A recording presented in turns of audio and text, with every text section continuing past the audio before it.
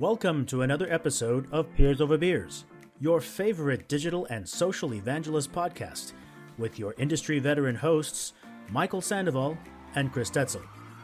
This podcast starts now. Hello, welcome to another episode of Peers Over Beers. I'm Michael Sandoval. And I'm Chris Tetzel. Chris, I know we just start talking, and then I said, "I'll just start recording. It'll be just fine." So anyway, So you're telling me about this new an opportunity we have somebody to come in chatting next week from Finimize, right? In a couple weeks, yeah. A couple weeks, yeah. VP of Community. So I don't really know a lot about him, but he kind of sent over lots of stuff for us to talk about. Kind of excited about that. But from what I could tell, he started his community more from, and I could be completely wrong, but from what I can tell, it's newsletters and events and things like that. So I don't know if they even have a platform. Maybe they do. I assume they have something. But I know another company. It's that did the same thing. They really start building up their community through. Could be Slack. This one company did Slack and newsletters and things like that, and then you start building the online community. I was going to get your thoughts because somebody came to me and said, "Hey, let's think about a Slack community. What do you think about starting from there and then building the online community?" And I'm like, I know one or two customers or people, not customers, but that have done that, had some success, but not a lot of success. But I don't know. I mean, I've never built a community around Slack or newsletters or anything like that. What do you think? Well, it makes sense. For me, it makes sense if there's a lot of stuff that you probably have to fill in, right? Yeah, I kind of like. There's a lot of things I kind of want to say. For one, is it when you create the community out of that process, it was a natural evolution of the community, right? It means the original goal was not to create a community, but it was like, I need to keep people informed. There's a small group of individuals who I just keep up to date, and you start sending them stuff like a newsletter or maybe other people start signing up for it. Yeah, and they say, like, "Oh, this is really good information." They forward it on to somebody, like, "Oh, can I have an invitation?" It just starts to grow over time, and different from an email list because that's just push of information versus, in some cases, this is like the user group thing we talked about, right? For software folks or whatever, they post code or they want commentary. It just depends on the type of scale. However, I will say that the best types of communities to grow from are ones that already had a nascent community to begin with, right? Yeah. So one of the challenges that you and I had at Rexel, and we were just trying to find that one, was there an existing community somewhere already, right? And most electricians tend to be kind of lone wolves, as we had talked about it, right? Older depending on the country you're in, maybe younger. But we were kind of gravitating towards was this idea of the systems, control systems group, right? Where they were a little bit more in front of the desktop, engineering type of focus. They needed a lot of help. A lot of the help was proprietary. I don't know why, which is the most ridiculous thing I've ever seen, that you had to pay for someone to help you for using your product that was complicated to begin with. Yeah. And folks were afraid to share because they were like, well, I don't know if I'm breaking something. So information wasn't free, but there were folks who wanted to have that type of stuff. And you were having some success in getting some of that knowledge out there. But that would be one that, like, for a very niche part of that business would make sense. Yeah. And we talked to somebody here on Peers Over Beers that started at a B2B company, security company, a Slack channel, and something and I'm not exactly sure where she is on her journey, but it was just kind of, well, this is just the first, right? Because their goal was really to start more of a event kind of, user group, and then kind of build a community from that. Now with COVID and stuff like that, obviously that didn't happen. Oh yes, her name was Valerie or Veronica or something like that. No, not her. No. Oh, no, okay, no. okay. Venafi was Holly Firestone.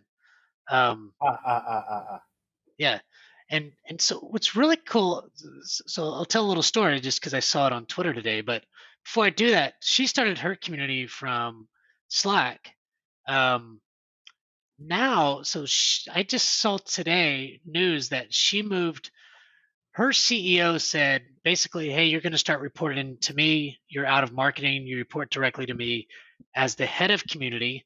Now she's hiring a director of community, and they'll be hiring other community like operational type stuff and probably content Mm, and things like that. And so it was really cool to see her grow in such a short time. I mean, I don't know what kind of bug she put in that CEO's ear or what she's doing there, but it's kind of like a company like mine, and so I think my company's quite a bit bigger, but still, you know, she started from Slack, and then now I assume she'll be moving to a platform or something like that. Which, to me, moving to a platform is part of the key, right? Like I don't think that that's the most important decision you make in the beginning, but I think that it isn't. to be able to track user discussions and where people are coming from, and just to really make good business key decisions, it's really where that's really how you can grow it over time.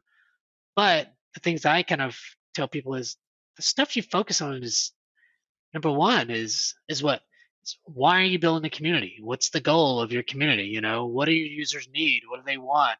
And all those kinds of things. Mm. So anyways, it was just So no. This is very fascinating. So you're saying that she started a nascent community on a Slack channel. that's right.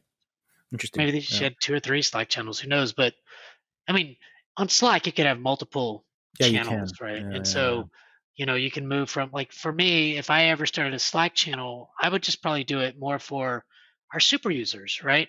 So you have access now to some of our, really smart people, directors of technology that report in the CTO. They're super smart. And so they're here to help you, but in turn, you have to do these things, right? Like answer questions or help these people and help them. But you could have like a data sec. So we cover the gamut of security, and so like data security and application security, two kind of different things. So Mhm. some of those customers that would be like super users, you put in there, and then some of the other ones you would put in the data sec.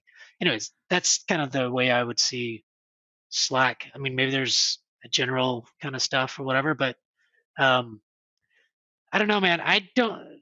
What do you think about when you first start a community? What's the things that you should focus in on? I mean, I know you said platform wasn't number one, but I think it's highly important. What do you Well, it's think? kind of like so. My philosophy was like, well, technology is the last thing I want to think about, but then Right. I go, but I'm going to think about it for a little bit. Yeah, I always think about it. I don't want it Let to. me think about it for just a little bit, and then I kind of move on, and then like, okay, can we do this on so and so? But I'm going back to this Slack element, and the thing I was going to mention was knowing your audience, right? Which is one of the important things.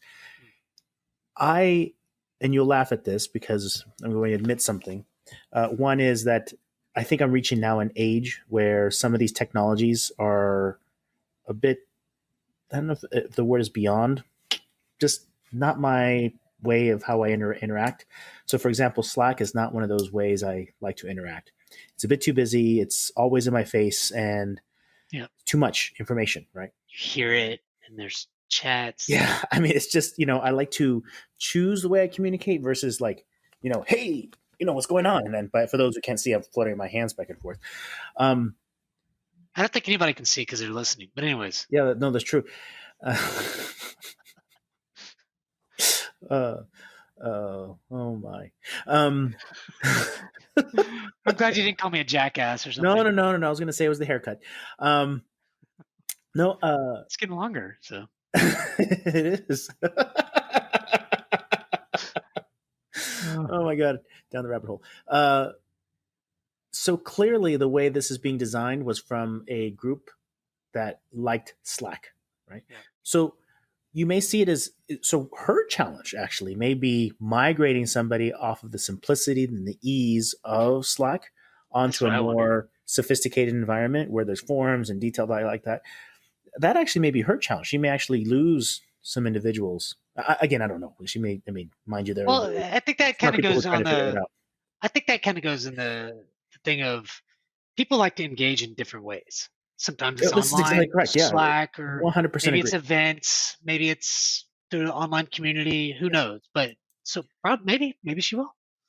Yeah, maybe you're right. Maybe she won't. Maybe there's a way to striate her audience. Like, hey, if you wish to continue using your Slack channel, there's a way that'll push it automatically. So you choose to interact here, it'll go into the Slack channel, and vice versa. There's kind of those little bits and bobs. But in this case, I think that's really how her membership likes Say hi to to interact Leah with real each other. quick.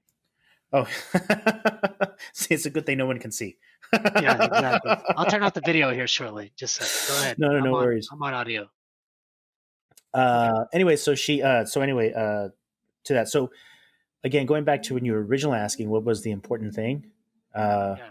it's really your audience, it's your people, right? What are you trying to do? I mean, I still use the old method from Forrester, right? The old post method, the people, objective, strategy, and technology post Mm. method of communities, where if you can answer those questions in that order, then you'll be successful in your community, right? And I still think that's a very true way of doing it. The first one is P as people. What are they trying to, when I say try to do, but what does the community want? You're the advocate. You're the community manager. Uh, be an advocate for those individuals. Help them through the problem they're trying to solve. What's the best way to do that? What type of content are you trying to access?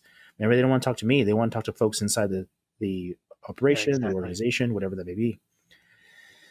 And if that happens to be on Slack,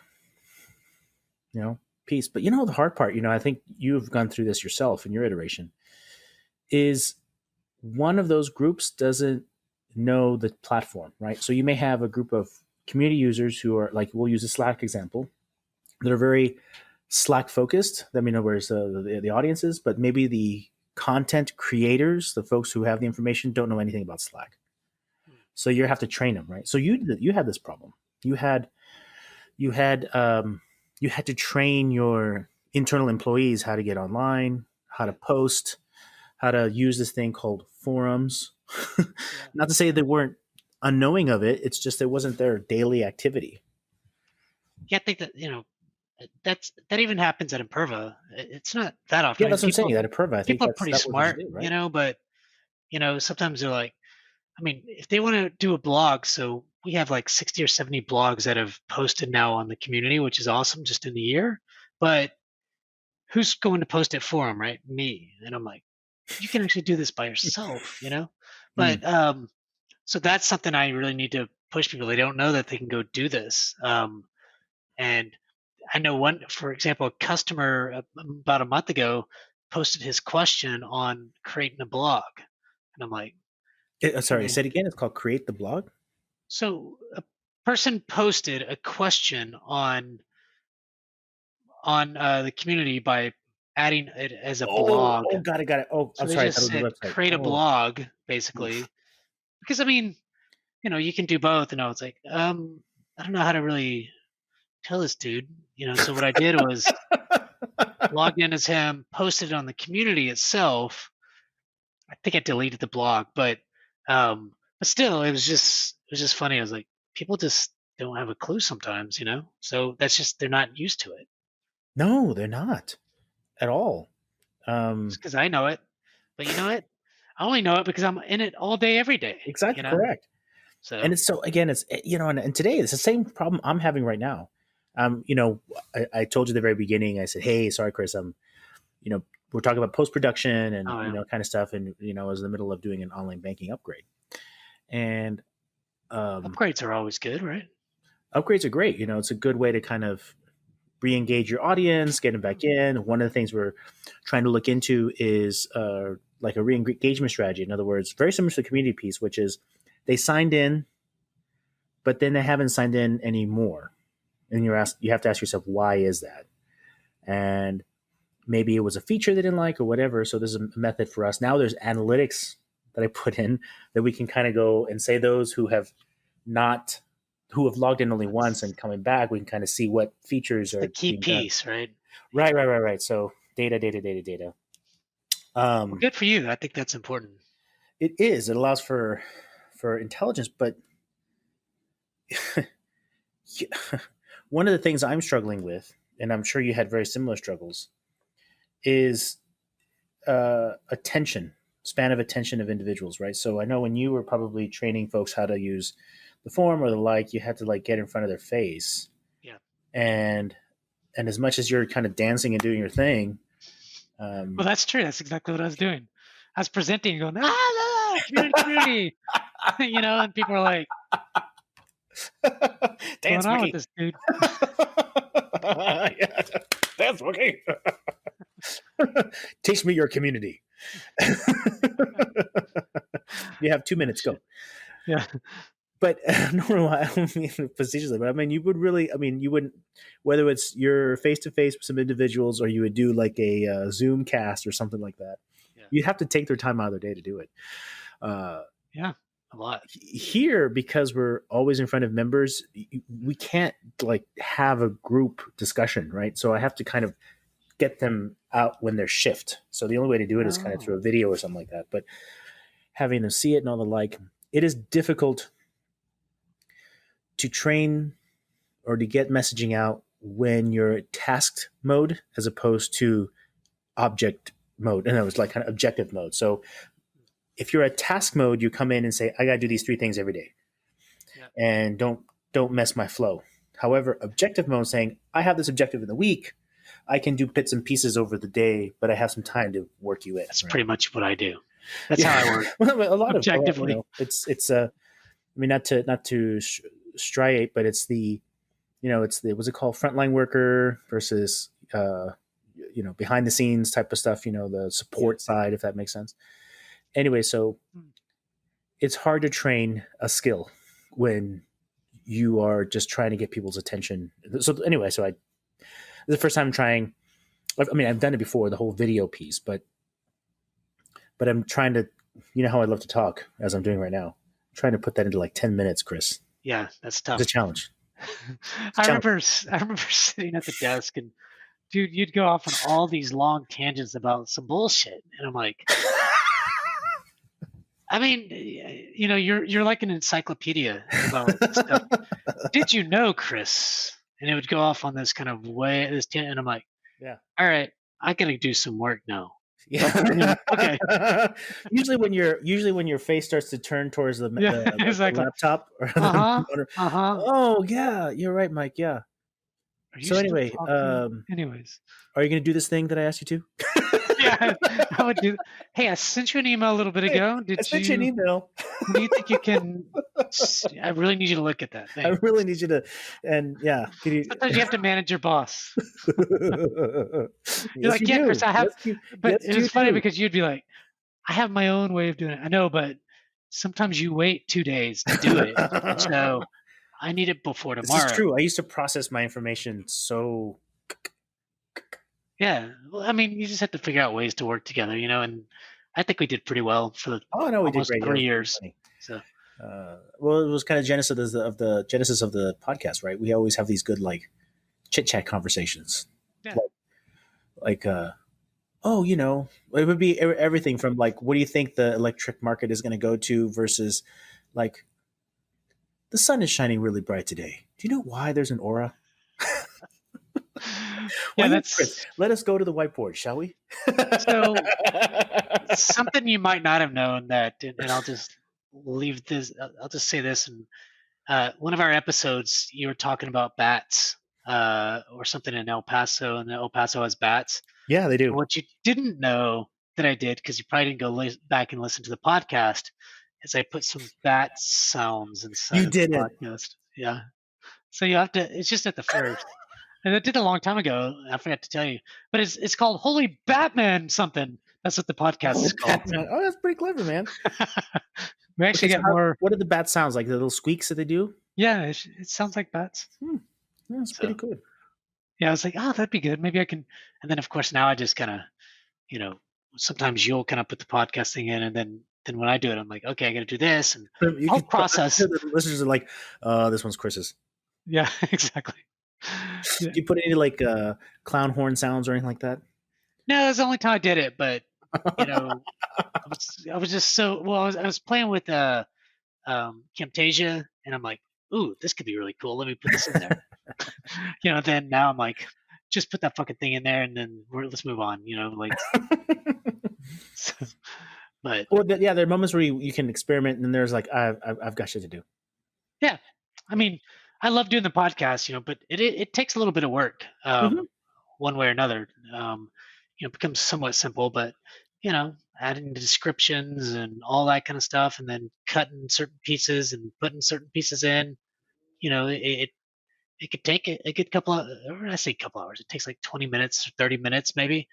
But Yep. um, anyways, so we kind of got way off, but I think we started talking about Slack and emails and Oh yeah, creating things like it's funny that, because for communities. hmm Um, and I just think it's so interesting to see how other people build their communities, because it's different in almost every company, and they're quite successful or become quite successful. So I don't think there's a right way necessarily. There's roadmaps and strategy and all those kinds of things that I think are highly important, and then analytics and things like that to make decisions about communities. But how you get started, I mean, who knows? It's different. The way I got started for Imperva was completely different than some of the things I heard. I heard this really cool thing from Higher Logic. They're doing this super forum this week, and this Mm. woman, her Did you name say ship is reform? Super Forum. Sorry, Super form. Oh gosh, yeah, I don't know why I heard ship reform. Super Sorry. Forum. Uh And huh. this woman Georgina, I forget where she's from, but she's highly respected. But the way they started their community was, I mean, it seemed intense to me, and I don't know how they had the time. Would love to kind of go into detail, but they started out with kind of the three ways to do, or kind of this three approach prong thing. I don't know however you say it, but Yeah. basically Yeah. they started kind of in the beginning with, let's just call them super users, or people that were kind of the founders of the community, and then started calling them kind of super users. Mm. And then the super users are the ones that are going to be answering questions, and then built a whole kind of program before it even Mm-hmm. started. Mm-hmm. And then they started with advocates, and this is the first time that I kind of heard somebody call it different, or go into detail about what advocacy was. It's more of those people that um, are kind of like your news people, people that talk about your space all day, every day, right?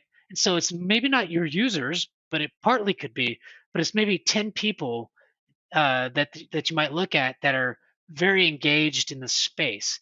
So the way I took that is like in cybersecurity, I would find people, not necessarily customers, but people that are writing in the space, people that doing those things, and then asking them to be part of your community.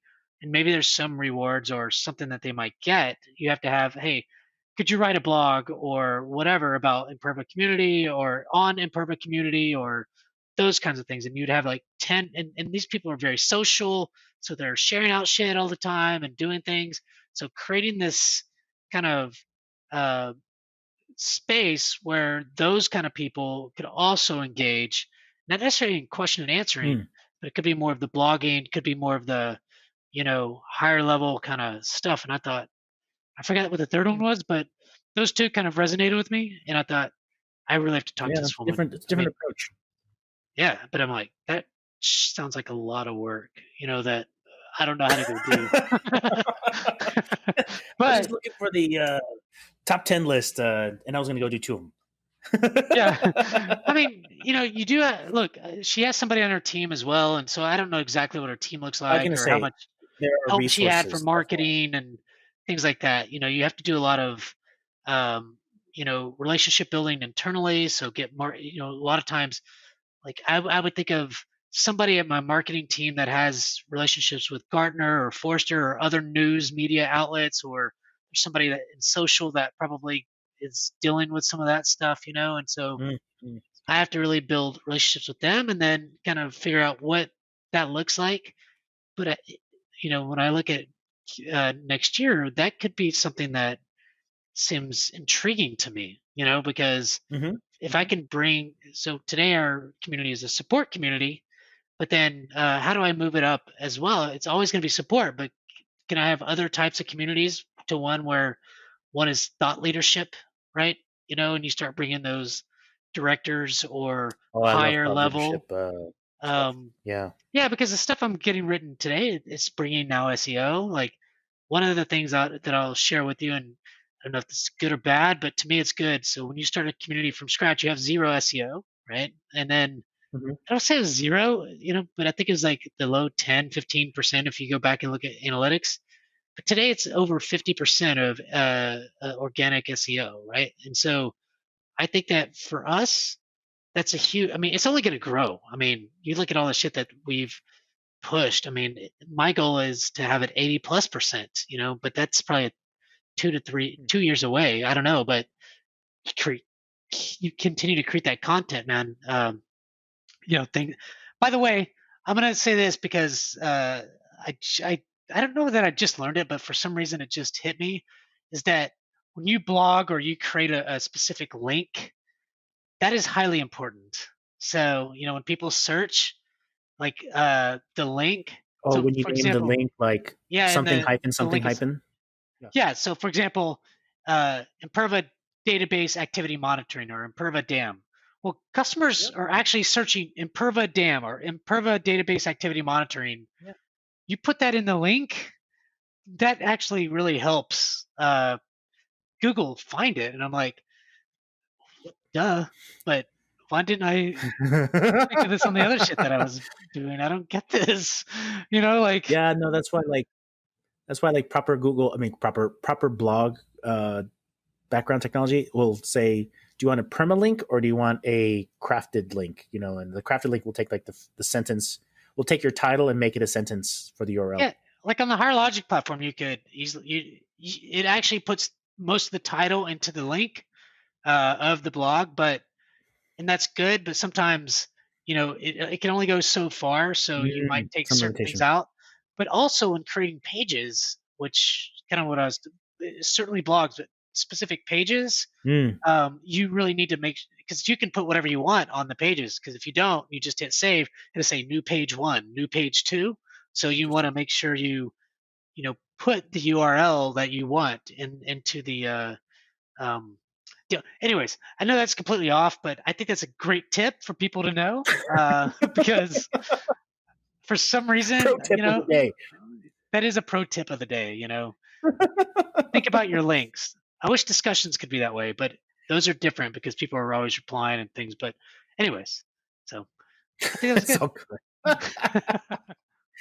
Well, Chris, once again, we've entertained our audience enough, as they say. Yeah, that's for sure. Well, thank you, Chris, for another entertaining and fun afternoon. So I'm one of your hosts, Michael Sandoval. And I'm Chris Stetzel. All right, thank you guys very much. All right.